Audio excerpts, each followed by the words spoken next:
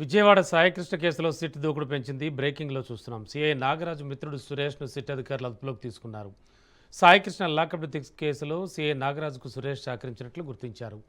సాయికృష్ణ కేసులో సురేష్ కీలకంగా వ్యవహరించాడు. Lockup death తర్వాత పరిణామాలపై సురేష్ను సిట్ అధికారులు ప్రశ్నిస్తున్నారు. పోలీసుల విధుల్లో సురేష్ జోక్యం, నాగరాజుతో ఉన్న సంబంధాలపై ఆరా తీస్తున్నారు.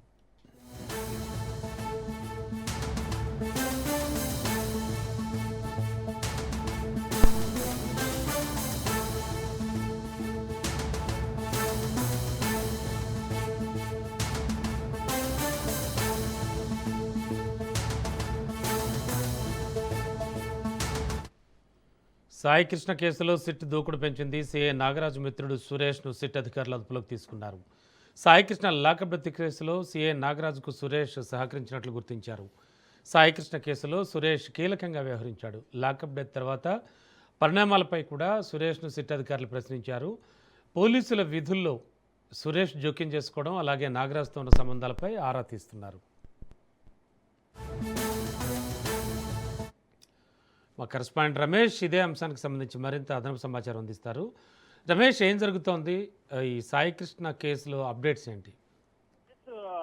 రమణ, ఏదైతే విజయవాడ సంచలనం రేపినటువంటి సాయికృష్ణ కేసు వ్యవహారంలో కీలక పాత్ర పోషించినటువంటి సురేష్ ని సిట్ అధికారులు విచారించేటువంటి అవకాశం ఉంది. ఇప్పటికే వారి నివాసానికి వెళ్లి నోటీసులు ఇచ్చారు. ఏదైతే మరి పరారీలో ఉన్నటువంటి సురేష్ ని విచారించేటువంటి అవకాశం. సురేష్ తో పాటు మరో ఇద్దరు హెడ్ కానిస్టేబుల్ కూడా కీలక పాత్ర ఉన్నట్టు కూడా సిట్ అధికారులు గుర్తించారు. సిట్ అధికారులకు సంబంధించి ఏదైతే సిఐ నాగరాజుకు సంబంధించి ఇదే వ్యవహారం కాకుండా సురేష్ అనేక వ్యవహారాల్లో కూడా, సెటిల్మెంట్ల వ్యవహారాల్లో కూడా సిఐ సంబంధించినటువంటి వాటిలో కూడా పాలు పంచుకున్నారనేది కూడా మనకి అందుతున్నటువంటి సమాచారం. అయితే సిట్ అధికారులు ఈ కేసు వ్యవహారంలో అటు తల్లి న్యాయ పోరాటం చేస్తుంది. హైకోర్టులో ఇప్పటికే 2 పిటిషన్లు దాఖలు చేసినటువంటి నేపథ్యంలో న్యాయమూర్తులు వాయిదాలు వేసినటువంటి నేపథ్యంలో ఈ కేసుకు సంబంధించి సిట్ కూడా కొంత ఛాలెంజ్ గా మారినటువంటి పరిస్థితి కనపడుతుంది. ఇప్పటికే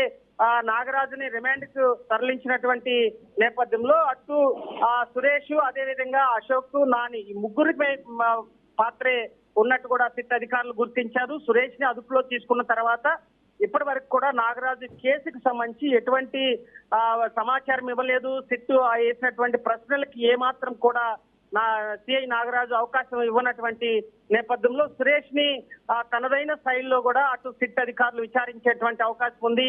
ఖచ్చితంగా ఈ సాయికృష్ణ కేసుకు సంబంధించి అటు సాక్ష్యాలు, ఆధారాలే కీలక పాత్రగా మారింది.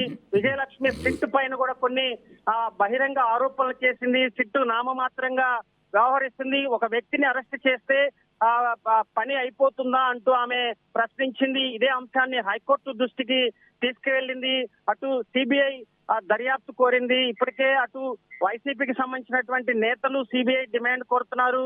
అదేవిధంగా బార్ అసోసియేషన్ న్యాయవాదులు కూడా ఇదే వ్యవహారాన్ని ప్రస్తావిస్తున్నటువంటి నేపథ్యంలో సురేష్ ని అదుపులో తీసుకొని మరిన్ని విషయాలు విచారించేటువంటి అవకాశం ఉంది. ఇదే సమయంలో అటు హెడ్ కానిస్టేబుల్ గా ఉన్నటువంటి నాని అశోక్ పాత్ర కూడా కీలకంగా ఉందంటూ కూడా సిట్ భావించినటువంటి నేపథ్యంలో ఇవాళ రేపట్లో కూడా వీళ్ళని విచారించేటువంటి అవకాశం ఉంది. ఈ కేసుకు సంబంధించి మరింత పురోగతి వచ్చేటువంటి అవకాశం కనపడుతుంది. Ramana, thank you Ramesh.